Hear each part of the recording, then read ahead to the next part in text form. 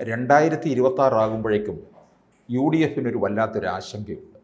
കാരണം നമ്മളിപ്പോൾ കാണുന്ന രാഷ്ട്രീയത്തിൽ നിന്നൊക്കെ ഒരു വലിയ സമവാക്യ മാറ്റം സംഭവിക്കും.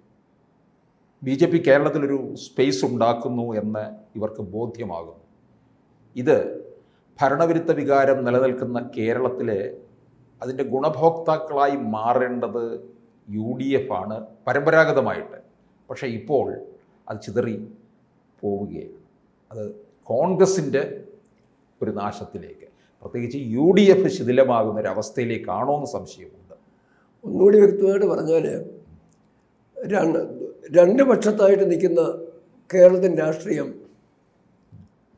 കൃത്യമായിട്ടല്ലെങ്കിലും അടുത്തടുപ്പിച്ച അളവിൽ മൂന്നായി തിരിയുമെന്നുള്ളതാണ് വീരുന്ന ചോദ്യം, അല്ലേ? ആ ചോദ്യം ചോദിക്കുമ്പം ആദ്യം നമ്മൾ മറന്നു പോകാവുന്ന ഒരു കാര്യം ഓർക്കണം. UDF ശിഥിലമാകുക എന്ന് പറയുന്നത് അത് അനിവാര്യമായ രാഷ്ട്രീയ സാഹചര്യവും ആവശ്യവും. അതിൽ രണ്ട് വിഷയമുണ്ട്. ഒന്നാമത്തെ വിഷയം എന്ന് പറയുന്നത് കേരളത്തിന് പുറത്തുള്ളൊരു കാരണമാണ്. രണ്ടാമത്തേത് കേരളത്തിനകത്തുള്ള കാരണം. അതിലേക്ക് രണ്ടാമത് വരാം. ആദ്യം ഇത് തന്നെ പറയാം. ഭരണം കയ്യിലില്ലാത്ത 12 വർഷം കഴിയും അടുത്ത വർഷം കോൺഗ്രസ്സിന്. 99 MP കിട്ടിയതൊക്കെ അവിടെ നിൽക്കട്ടെ. കോൺഗ്രസ് 2026 കേരള ഇലക്ഷന് മുമ്പ്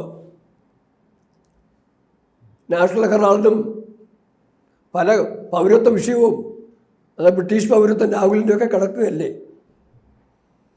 ഇതെല്ലാം കിടക്കുന്ന അന്തരീക്ഷത്തിൽ അഖിലേന്ത്യാ കോൺഗ്രസ് പ്രസ്ഥാനം ഈ രീതിയിൽ 2026 വരെ തുടരാൻ തുടരുമോ എന്നുള്ളൊരു അടിസ്ഥാന ചോദ്യം എല്ലാവരുടെയും മനസ്സിലുണ്ടാവണം. ആ കോൺഗ്രസിൻ്റെ ഹൈക്കമാൻഡിൽ ഒരു വിള്ളലുണ്ടായിക്കഴിഞ്ഞാൽ കേരളത്തിലെ കോൺഗ്രസ് പ്രസ്ഥാനത്തിൻ്റെ പിന്നെ അവസ്ഥ എന്താകും? ഇതാണ് എൻ്റെ ഒരു ചോദ്യം. അത് 26 സംഭവിച്ചില്ലെങ്കിൽ പോലും 29 വരും. അടുത്ത ലോക്സഭ ഇലക്ഷനായിട്ട് ഡെഫിനറ്റായിട്ട് ഈ സാഹചര്യം വരും. പക്ഷെ 26 മുമ്പ് തന്നെ സംഭവിക്കുന്നതാണ് എൻ്റെ പ്രതീക്ഷ. ഒന്ന്. രണ്ടാമത് വേറൊരു കാര്യം, UDF എന്ന് പറയുന്ന സംവിധാനത്തിൽ ഞാൻ LDFിലേക്ക് ഇപ്പം തൽക്കാലം ഉടനെ പോകുന്നില്ല. കാരണം LDFിനെ കേരള ജനം പിണറായി സർക്കാരിൻ്റെ ഭരണത്തെ കേരളത്തിലെ ജനങ്ങൾ കൃത്യമായും വെറുത്തു കഴിഞ്ഞു. അങ്ങനെയൊക്കെ അക്കാര്യം സംശയമുണ്ടോ? തീർച്ചയായിട്ടും. അതൊരു പൊതു യാഥാർത്ഥ്യമാണ്. അതിനിടയ്ക്ക് UDFും പരാജയപ്പെടുമെന്ന് പറയുമ്പം UDF പരാജയത്തിന് ഒരു ചരിത്രമുണ്ട്. UDF പരാജയത്തിൻ്റെ അല്ല, UDFിൻ്റെ ചരിത്രം നോക്കണം. 1967 EMS വർഗീയ രാഷ്ട്രീയ പ്രസ്ഥാനമായ മുസ്ലിം ലീഗിനെയും കൂടെ കൂട്ടാവുന്ന അവസരവാദികളെ എല്ലാം കൂടെ കൂട്ടിക്കൊണ്ട് ഏത് ചെകുത്താനെയും കൂട്ടുപിടിച്ചുകൊണ്ട് ഇന്ദിരാഗാന്ധിയെയും കോൺഗ്രസിനെയും ഞാൻ പരാജയപ്പെടുന്നതൊക്കെ മുദ്രാവാക്യം ഉറപ്പിച്ച് പറഞ്ഞുകൊണ്ട് 67 സപ്തകക്ഷി മുന്നണി സർക്കാരുണ്ടാക്കി. അതിനെ പരാജയപ്പെടുത്തിയതിൻ്റെ പിന്നിൽ കൃത്യമായ ഒരു ജനകീയ കൂട്ടായ്മയുണ്ടായിരുന്നു. എന്ന് പറഞ്ഞാൽ ഒരു പക്ഷത്ത് മലയാള മനോരമയും മറ്റും സംരക്ഷിച്ച ക്രിസ്ത്യൻ വർഗീയ രാഷ്ട്രീയം, ഒപ്പം തന്നെ മുസ്ലിം ലീഗ് മുന്നോട്ടിച്ച മുസ്ലിം വർഗീയ രാഷ്ട്രീയം, അതേ സമയത്ത് തന്നെ കരുണാകരൻ മുന്നോട്ട് വന്നപ്പം കേരളത്തിലെ ഹിന്ദുക്കൾ, ആ കൂടെ എല്ലാ ഹിന്ദു സമൂഹവും വന്നു. അതിലേക്ക് ഞാൻ കൂടുതൽ കിടക്കുന്നില്ല. കരുണാകരനെ മുന്നിൽ നിർത്തിയിട്ട് അങ്ങനെ കരുണാകരൻ ഒരിക്കലും മറ്റുള്ള നേതാക്കന്മാരെ പോലെ എൻ്റെ സഹപ്രവർത്തകരായിരുന്ന സഹപാഠികളായിരുന്ന പല കോൺഗ്രസ് നേതാക്കൾ, ഒരാളെക്കുറിച്ച് അങ്ങനെ അടുത്ത കാലത്ത് ഒരു ഇൻ്റർവ്യൂ ഞാൻ കേട്ടു. ഞങ്ങൾ ഒന്നിച്ച് കോട്ടയത്ത് തിരുനക്കരയാകുമ്പോഴത്തോടെ അങ്ങ് കയറുമ്പോൾ ചന്ദ്രൻ തൊട്ടിറങ്ങി വരും. ഈ 60കളുടെ അവസാനമാണ്. എൻ്റെ ചന്ദ്രൻകുറി അവിടെ ഇരിക്കും, അദ്ദേഹം അത് തൂത്ത് കളയും, പുരോഗമനത്തിൻ്റെ പ്രതിച്ഛായ കളയാതിരിക്കാൻ വേണ്ടി. അതേ വ്യക്തി പിന്നെ MLA ആയപ്പം മണ്ണാരശാലിൽ തുലാഭാരം തൂങ്ങി. മണ്ണാരശാലിൽ തുലാഭാരം തൂങ്ങി അവിടുത്തെ MLA ആയപ്പം. അത്രയും ഞാൻ പറയുന്നുള്ളൂ. എങ്കിൽ ഞാൻ പറഞ്ഞു വന്നതല്ല, കരുണാകരൻ കൃത്യമായും ഗുരുവായൂർ പോവുകയും ഞാൻ ഹിന്ദുവാണെന്നുള്ള ഒരു മറവ് കൂടാതെ പറയുകയും ചെയ്ത് ഹിന്ദുവിൻ്റെ വോട്ടും കൂടെ കരുണാകരൻ സമാഹരിച്ചു. അപ്പം മുസ്ലിമിൻ്റെ വോട്ടുണ്ട്, ക്രിസ്ത്യാനിയുടെ വോട്ടുണ്ട്, ഹിന്ദുവിൻ്റെ വോട്ടും കരുണാകരൻ സമാഹരിച്ചു. കരുണാകരൻ്റെ കോൺഗ്രസ് ഐ ഭാഗത്താണെങ്കിലോ KM ചാണ്ടിയുണ്ട്, എനിക്ക് തോന്നുന്നു TH മുസ്തഫ.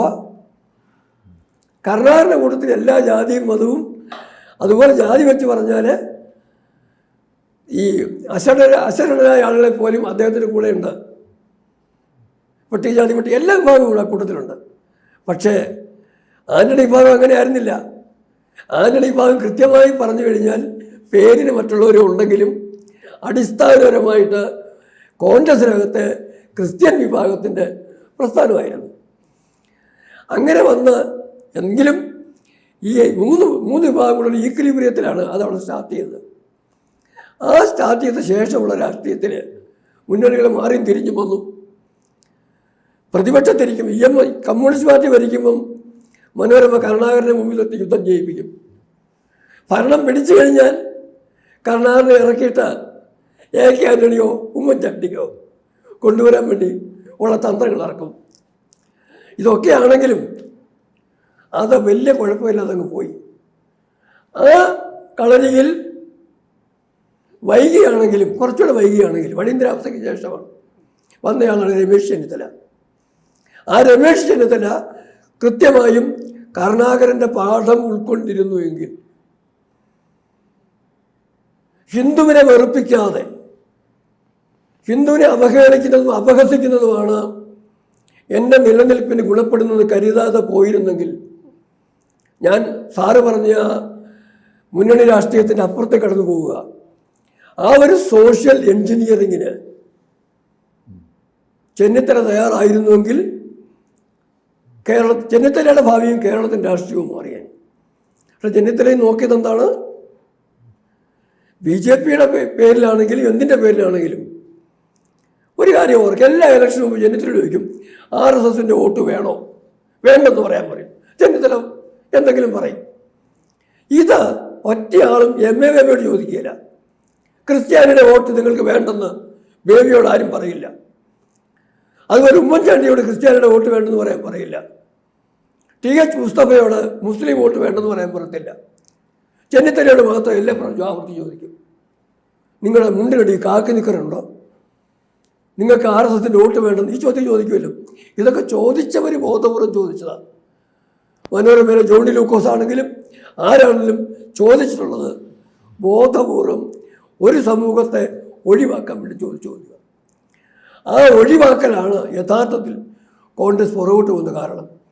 പിന്നെ ഒരു കാര്യം കൂടെ അങ്ങ് ശ്രദ്ധിക്കുക, കഴിഞ്ഞ തെരഞ്ഞെടുപ്പിൽ ഏതാണ്ട് ഉമ്മൻചാണ്ടി ഗവൺമെൻറ് മാറി വരുന്ന കാലത്ത് ഉമ്മൻചാണ്ടി പരാജയപ്പെട്ടു, AICC ജനറൽ സെക്രട്ടറിയായി ഹൈദരാബാദിന് പോയി. രമേശ് ചെന്നിത്തലയാവും അടുത്ത പ്രതിപക്ഷ നേതാവെന്ന നിലയിൽ അടുത്ത മുഖ്യമന്ത്രി സ്ഥാനാർത്ഥി എന്നൊരു കാര്യവും വന്നു.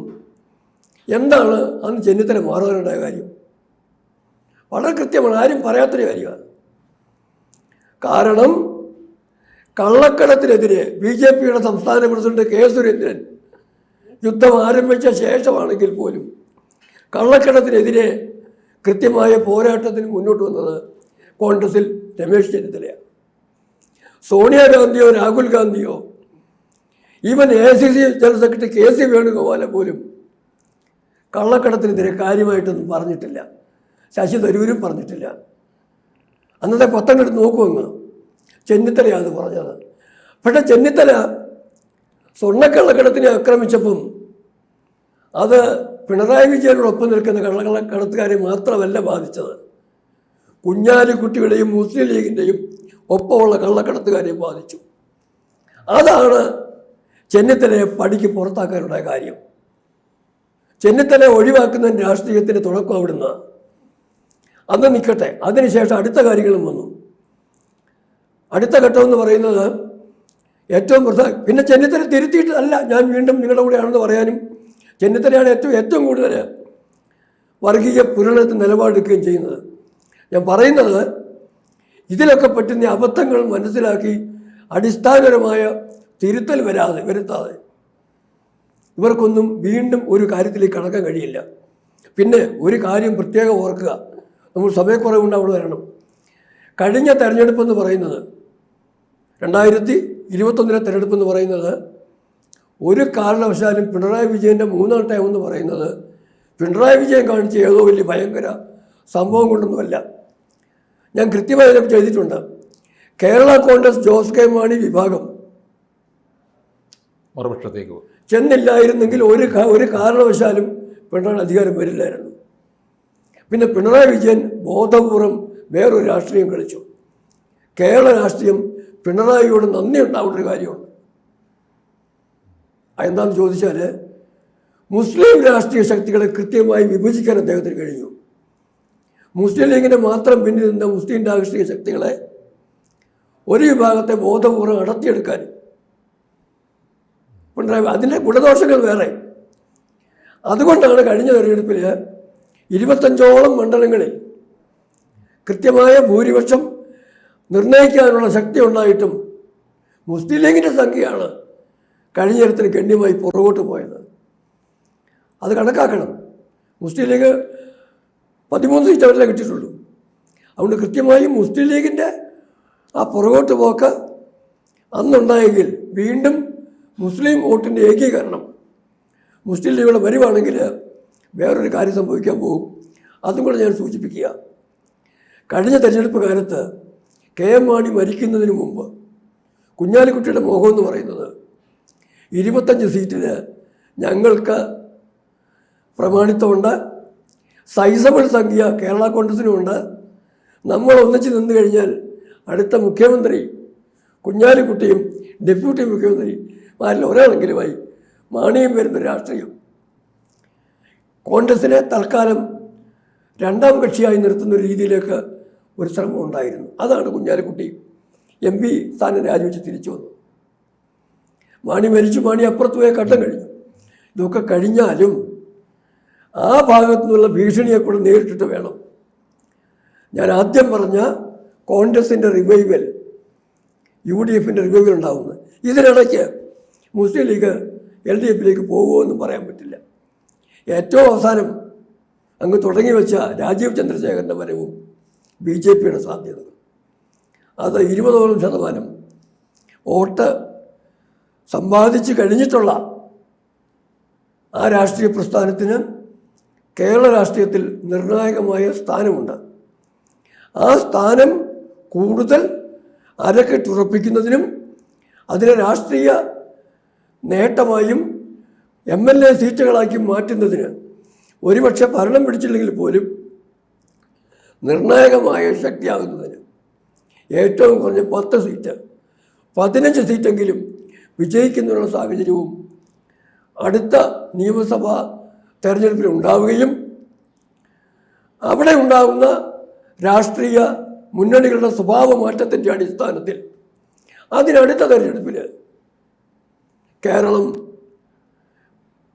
ശരാശരി മനുഷ്യൻ ആഗ്രഹിക്കുന്ന, കേരളത്തിൽ നന്മ ആഗ്രഹിക്കുന്ന ആളുകൾ പ്രതീക്ഷിക്കുകയും മോഹിക്കുകയും ചെയ്യുന്ന ഒരു രാഷ്ട്രീയ വളർച്ചയിലേക്ക് ഉയരാം എന്നുള്ളതാണ് ഇപ്പോൾ തോന്നുന്ന ഒരു രാഷ്ട്രീയ നിരീക്ഷകൻ നിലയിൽ എൻ്റെ കാഴ്ചപ്പാട്. കൂടുതൽ വാർത്തകളും വിശേഷങ്ങളും നിങ്ങളിലേക്ക് എത്താൻ ABC മലയാളം സബ്സ്ക്രൈബ് ചെയ്യുക, ബെൽ ബട്ടണും അമർത്തുക.